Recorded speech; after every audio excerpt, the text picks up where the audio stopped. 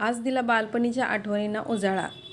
तर मंडळी काय झालं, संध्याकाळची वेळ होती, स्वयंपाक बनवत होते आणि माझ्या मुलाला थोडंसं गोड खाण्याची इच्छा झाली आणि तो म्हणू लागला की मम्मी काहीतरी गोड बनव गोड बनव।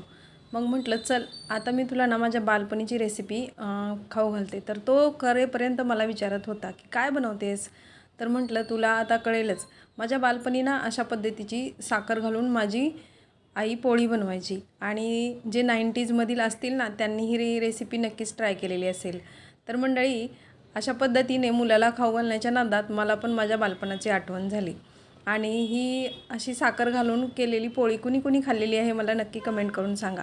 आता याच्यामध्ये साखर घालून घेतलेली आहे हुंडा बनवून आणि नंतर पोळी छान लाटून घेतली। दोन्ही साईडनी पोळी छान लाटून घ्यायची, थोडंसं तूप लावून घ्यायचं आणि भाजून घ्यायची आणि मग काय याच्यामधील साखर वितळते, म्हणजेच ती कॅरमलाइज होते आणि चवीला एकदम छान ही लागते बरं का।